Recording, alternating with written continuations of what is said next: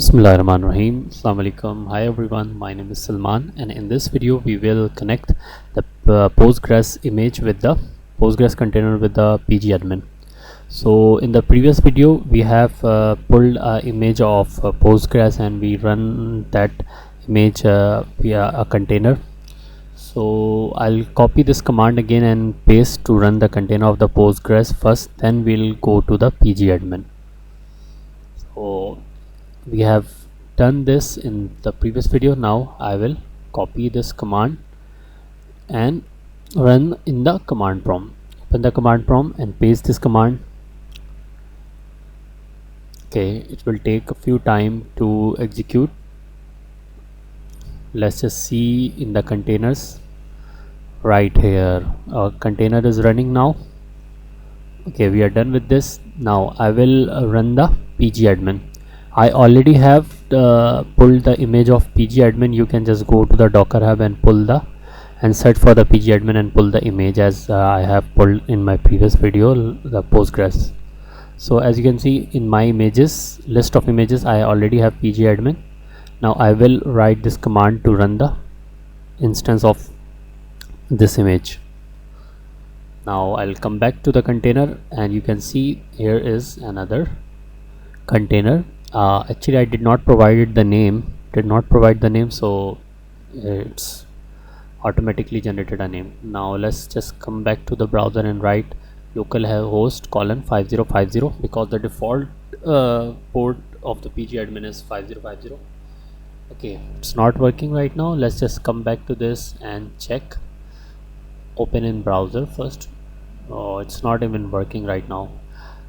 Alright, let's come back to the container and check the log. Okay, now it's running, I guess, because I can see the log. I'm done. I need to wait. Okay, so the conclusion is it takes a few seconds or few minutes to start the PG admin. I just directly jumped to the browser after running the command. So this is the email which I provided while running the container. So I will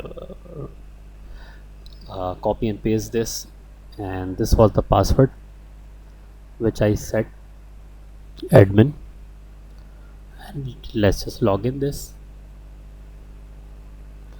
So we have successfully logged into the PG admin, and this PG admin is also running under the container. We have not downloaded this.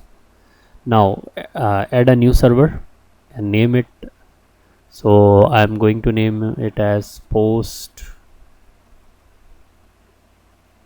server. Post DB server would be fine because I'll going to use this in my microservice architecture videos.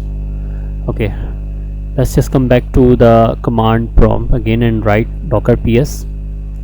As you can see the Postgres image, and copy the container ID of the Postgres, and I'm going to replace here. This is the command to find the IP address.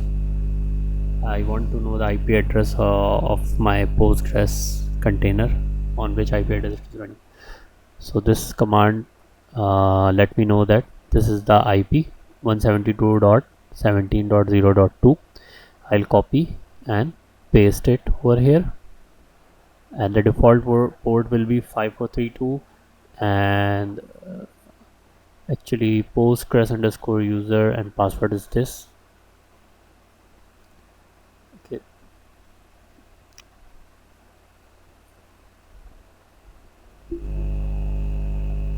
let's just provide the password. Okay. Password authentication failed for the user Salman. It's not working for my user.